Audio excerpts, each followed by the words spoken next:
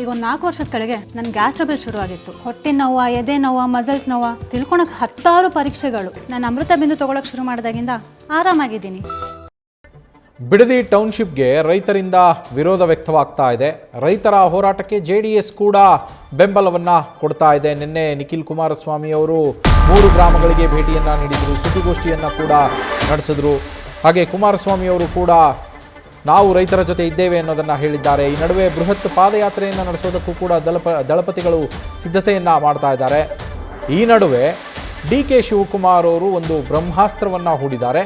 ಇದರಿಂದಾಗಿ ಈಗ JDS ನಾಯಕರು, ಅದರಲ್ಲೂ ದಳಪತಿಗಳು ಇಕ್ಕಟ್ಟಿಗೆ ಸಿಲುಕಿದ್ರಾ ಅನ್ನುವ ಪ್ರಶ್ನೆ ಕೆಲವರಲ್ಲಿ ಮೂಡ್ತಾ ಇದೆ. ಪ್ರಧಾನಿ ಮೋದಿಯೇ ಈ ಬಿಡದಿ ಟೌನ್ಶಿಪ್ಪನ್ನು ಶ್ಲಾಘನೆ ಮಾಡಿದ್ದಾರೆ ಅಂತ ಹೇಳಿ CM DK ಶಿವಕುಮಾರ್ ಅವರು ಏನು ಒಂದು ಹೇಳಿಕೆಯನ್ನು ಕೊಟ್ಟರು. ಆ ಹೇಳಿಕೆ ಸಂಚಲನವನ್ನು ಉಂಟು ಮಾಡಿರುವಂಥದ್ದು. ಅದೇ ಈಗ ದಳಪತಿಗಳು ಇಕ್ಕಟ್ಟಿಗೆ ಸಿಲುಕುವಂತೆ ಮಾಡಿರುವಂಥದ್ದು, BJPಗರು ಕೂಡ ಇಕ್ಕಟ್ಟಿಗೆ ಸಿಲುಕುವಂತೆ ಮಾಡಿರುವಂಥದ್ದು. ಅದರಲ್ಲೂ ಹೋರಾಟದ ಮುಂಚೂಣಿಯಲ್ಲಿರುವಂತಹ JDS, ಇದರಿಂದ ಹೋರಾಟದ ಸಿದ್ಧತೆ ಮಾಡ್ಕೊಳ್ತಾ ಇರುವಂತಹ JDSಗೆ ಈಗ ಇಕ್ಕಟ್ಟು ಎದುರಾಗಿದೆಯಾ ಅಂತ. ಯಾಕೆಂದರೆ ಪಾದಯಾತ್ರೆಯ ಸಿದ್ಧತೆಯನ್ನು ಮಾಡ್ಕೊಳ್ತಾ ಇದ್ದಾರೆ. 21ನೇ ತಾರೀಕು ಭಾನುವಾರದಂದು ಪಾದಯಾತ್ರೆ ಮಾಡಬೇಕು ಅಂತ ಹೇಳಿ ಈಗಾಗಲೇ ಪ್ಲ್ಯಾನನ್ನು ಕೂಡ ದಳಪತಿಗಳು ಮಾಡ್ತಾ ಇರುವಂಥದ್ದು.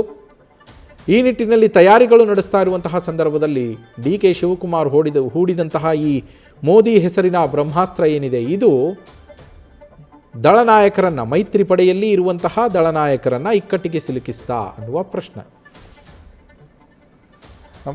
ನಮ್ಮ ಪೊಲಿಟಿಕಲ್ ಕರೆಸ್ಪಾಂಡೆಂಟ್ ಮಂಜುನಾಥ್ ಲೈವ್ನಲ್ಲಿ ಜಾಯಿನ್ ಆಗಿದ್ದಾರೆ.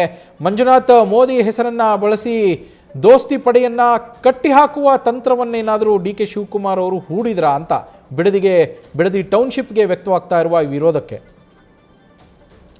ನವೀನ್, ಬಿಡದಿ ಟೌನ್ಶಿಪ್ಗೆ ಏನು ಸರ್ಕಾರ ಅಧಿಸೂಚನೆ ಹೊರಡಿಸಿದೆ. ಹೀಗಾಗಿ JDS ಒಂದು ಹೋರಾಟದ ರೂಪುರೇಷೆಗಳನ್ನು ಮಾಡ್ಕೊಂಡಿರುವಂಥದ್ದು. ಪ್ರಮುಖವಾಗಿ ಏನು ಅಧಿಸೂಚನೆ ಪ್ರಶ್ನಿಸಿ ಹೈಕೋರ್ಟ್ಗೆ ಒಂದು ಕಡೆ ಅರ್ಜಿ ಸಲ್ಲಿಸೋದು ಒಂದು ಕಡೆ ಪ್ಲ್ಯಾನ್ ಆದರೆ, ಇನ್ನೊಂದು ಕಡೆ ಏನು ಇದೇ ಭಾನುವಾರ ಒಂದು ಬೃಹತ್ ಪಾದಯಾತ್ರೆಯನ್ನು ಮಾಡಲಿಕ್ಕೆ JDS ನಾಯಕರು ಒಂದು ತೀರ್ಮಾನವನ್ನು ತೆಗೆದುಕೊಂಡಿರುವಂಥದ್ದು. ಅದರಲ್ಲೂ ಕೂಡ ನಿಖಿಲ್ ಕುಮಾರಸ್ವಾಮಿ ನೇತೃತ್ವದಲ್ಲಿ ಏನು ಬೈರಮಂಗಲದ 26 ಗ್ರಾಮಗಳೇನಿದೆ ಆ ಗ್ರಾಮಗಳಿಗೆ ತಲುಪುವಂಥ ಒಂದು ಹೋರಾಟವನ್ನು ಮಾಡಲಿಕ್ಕೆ ಒಂದು ತೀರ್ಮಾನವನ್ನು ತೆಗೆದುಕೊಂಡಿದ್ದಾರೆ. ಜೊತೆಗೆ ಅವಶ್ಯಕತೆ ಬಿದ್ದರೆ ವಿಧಾನಸೌಧಕ್ಕೂ ಕೂಡ ಮುತ್ತಿಗೆ ಆಗ್ತೀವಿ ಅನ್ನೋ ಒಂದು ಪ್ಲ್ಯಾನಲ್ಲಿ ನಿಖಿಲ್ ಕುಮಾರಸ್ವಾಮಿ ಇರುವಂಥದ್ದು. ಆದರೆ ಈ ಒಂದು ಸಂದರ್ಭದಲ್ಲೇ ಒಂದು ಏನು ಪ್ರಮುಖವಾಗಿ CM DK ಶಿವಕುಮಾರ್ ಅವರು ಪ್ರಮುಖವಾದಂಥ ಒಂದು ಅಸ್ತ್ರವನ್ನು ಬಿಟ್ಟಿರುವಂಥದ್ದು.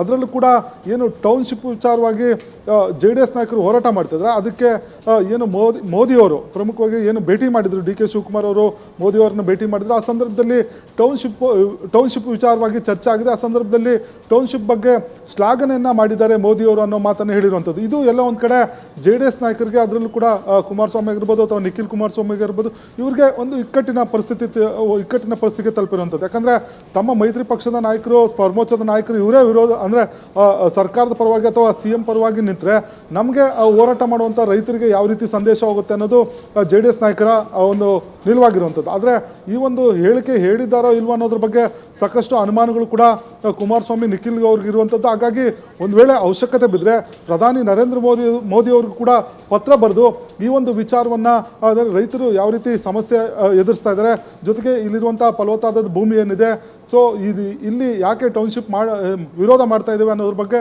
ಒಂದು ಮಾಹಿತಿಯನ್ನು ಕೂಡ ಕೊಡಲಿಕ್ಕೆ ತೀರ್ಮಾನವನ್ನು ತೆಗೆದುಕೊಂಡಿರುವಂಥದ್ದು. ಆದರೆ DK ಶಿವಕುಮಾರ್ ಅವರು ತಮ್ಮ ವಿರುದ್ಧ ಹೋರಾಟ ನಡೀತಾ ಇದೆ, ಆ ಹೋರಾಟದ ಕಿಚ್ಚನ್ನು ಕಡಿಮೆ ಮಾಡಲಿಕ್ಕೆ ಈ ರೀತಿಯ ತಂತ್ರವನ್ನು ಮಾಡಿದ್ದಾರೆ ಅನ್ನೋದು ದಳಪತಿಗಳ ಆರೋಪ ಆಗಿರುವಂಥದ್ದು. Naveen, thank you Manjunath.